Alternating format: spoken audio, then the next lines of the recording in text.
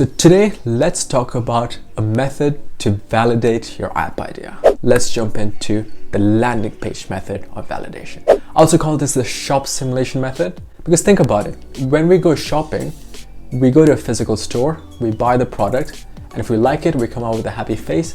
If you don't like it, you come out with a sad face, a frowning face. So what we want to do is we want to simulate this experience digitally so we can know whether our product would give the user a smiling face or a frowning face. So first we need to build up our shop, the landing page.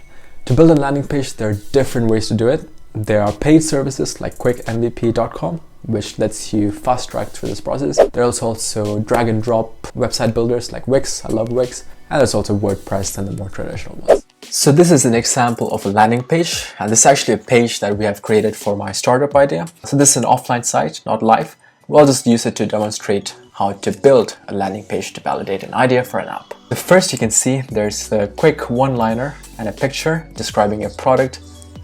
And then immediately after that, there's a call to action. When you click sign up, you'll get to enter your email address, which is essentially the metric that you want to collect. After the one-liner, you go into the more of the specifics, talking about the features and how that would benefit the target user.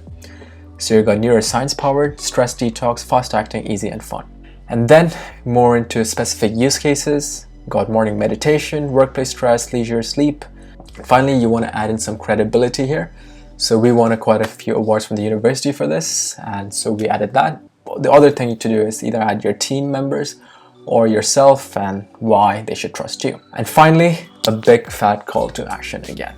You got the one-liner, features, benefits and use cases, and then credibility, and then a call to action.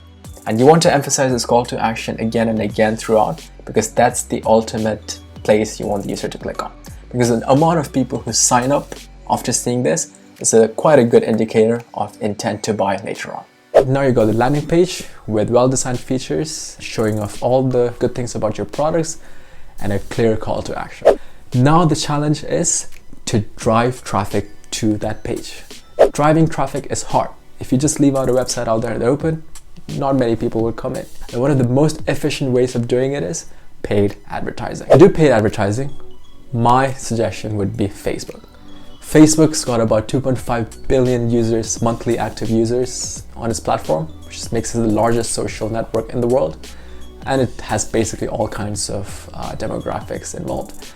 So Facebook, you can think of it as this large lab where you can experiment your idea with real people. So using Facebook, you could do really detailed targeting. You could target people based on not only their location, but based on their interest, based on their salary range, based on their demographics, many different factors. So while running your ad, you want to keep this funnel in your mind. So out of this, the impressions is what happens when anytime people view your ad. So anytime you're scrolling through Facebook and you see an ad, that counts as an impression. Anytime you click on the ad, that counts as a click-through, and that's the click-through rate. And finally, once they click through the ad, they will be led to your landing page. And if they go through the landing page and they like the sound of your product and they sign up, that would be the signups in the bottom of the pyramid.